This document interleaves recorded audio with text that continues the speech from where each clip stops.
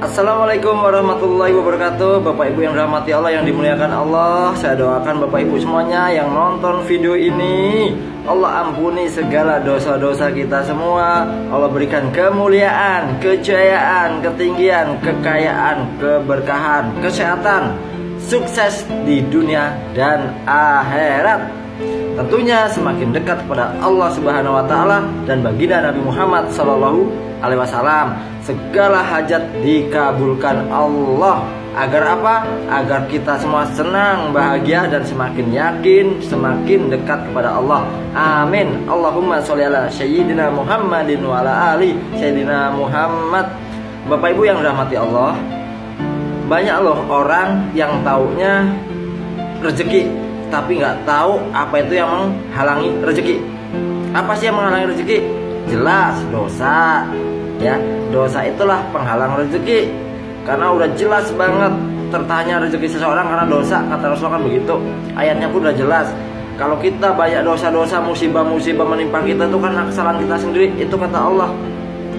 Musibah yang menimpa kamu di bumi akibat perbuatan tanganmu sendiri, dosamu sendiri, gitu kan. Tidak ada yang bisa melepaskan diri dari siksaan Allah di bumi dan tidak ada penolong selain Allah. Surat apa sih? Surat 42 ayat 30-31.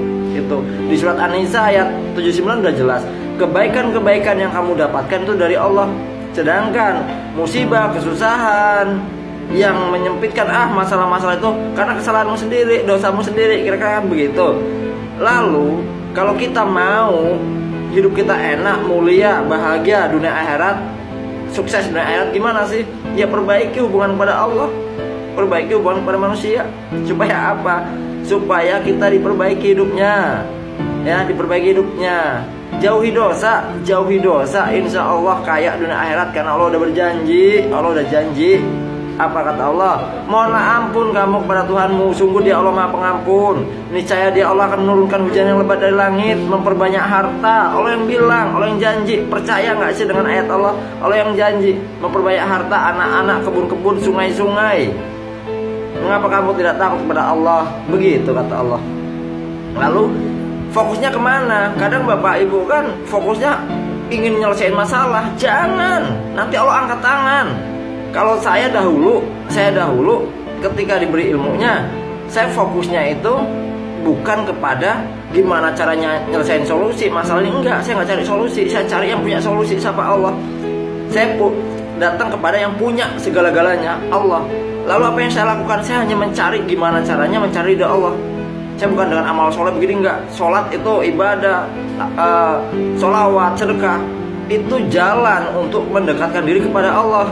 Karena Allah bilang, hai orang beriman, bertakwalah kepadaku, carilah wasilah, jalan untuk mendekatkan diri kepadaku. Supaya apa? Supaya Allah ridho. Kalau Allah ridho dengan kita, apa sih yang kita minta Bapak Ibu? Dikasih, nggak mungkin nggak dikasih. Apalagi kok untuk kebaikan-kebaikan. Bapak Ibu ingin umroh, aku pengen umroh ya Rob. Iya, akan aku tunaikan. Aku pengen rumah, aku pengen bangun masjid, aku pengen haji, aku pengen punya mobil. Allah pasti dikasih. Karena Allah Maha Pemberi, Allah Maha Rahman, Maha Rahim, Allah Maha Kaya, Allah Maha memberi kekayaan Bapak Ibu.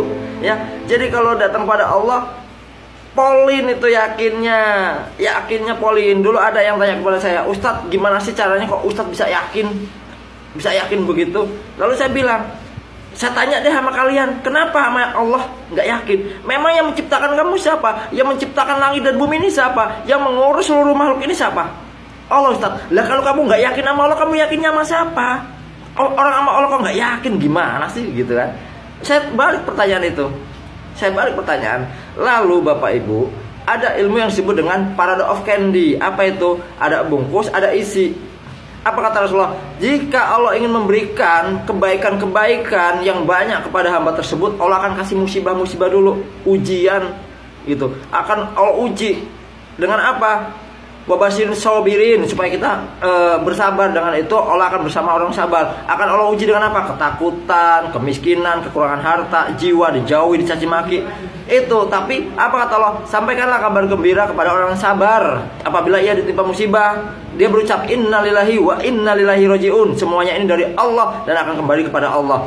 Lalu ketika contohnya begini, Bapak Ibu mau nggak saya kasih permen tapi nggak ada bungkusnya?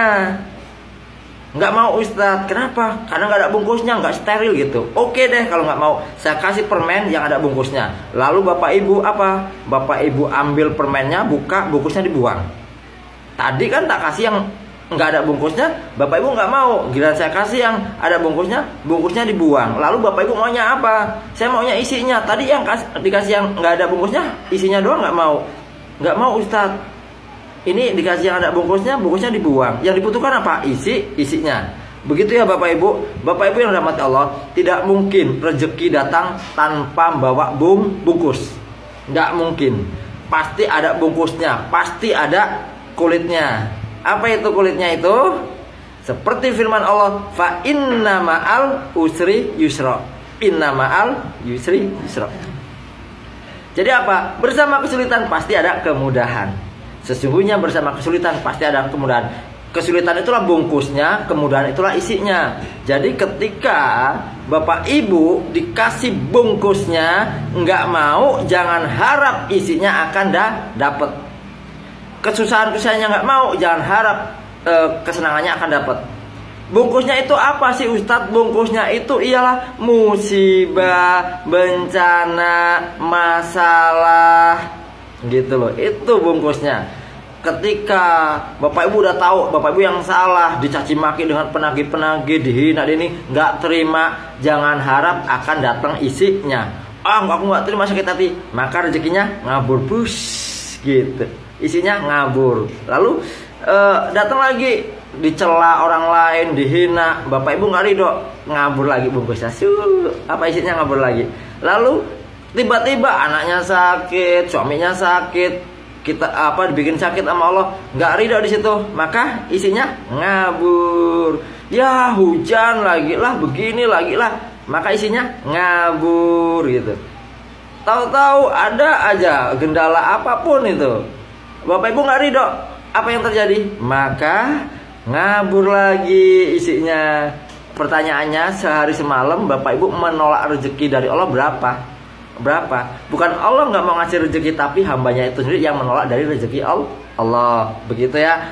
Lalu ketika masalah lagi datang lagi, ini belum selesai, ini belum selesai, ini belum selesai, ini belum selesai, datang lagi, tapi Bapak Ibu nggak ridho dengan semua itu, marah-marah, protes segala macam, maka isinya ngabur. Apa kata Rasulullah?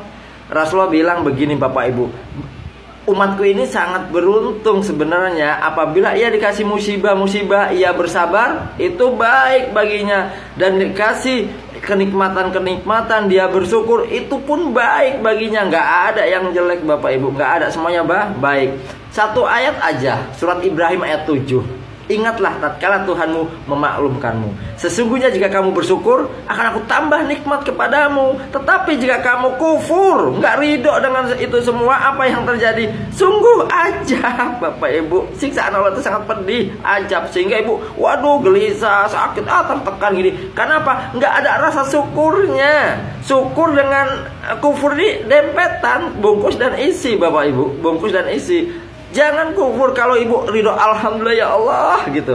Mau nggak kapan Allah ridho dengan kita? Tahu nggak kapan Allah ridho dengan kita? Saat kita Bapak Ibu ridho dengan takdir Allah itu, takdir yang baik ataupun yang buruk yang menimpa kita. Karena apa? Musibah itu karena apa? Kesalahan kita sendiri, kita ridho di situ. Alhamdulillah ya Allah, Engkau masih memberi nikmat ini. Ya Allah, alhamdulillah. Terus apa yang terjadi? Di situ akan dikasih nikmat, harusnya senang, bahagia.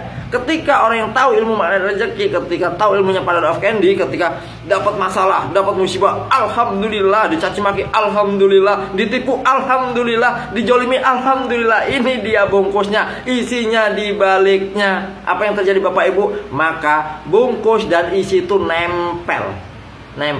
Kalau ridho hari ini dicaci maki, dihina, musibah datang, alhamdulillah, ini dia bungkusnya. Isinya sebentar lagi, bisa jadi 1 jam 2 jam langsung datang tuh isinya. Mau buktikan, praktekan. Insya Allah semoga Bapak Ibu semua paham dengan ilmu Parade of Candy, sehingga Bapak Ibu nggak menolak rezeki lagi, dan rezeki datang pada Bapak Ibu dengan banyak berkah, barokah, mulia dunia akhirat. Amin. Salam.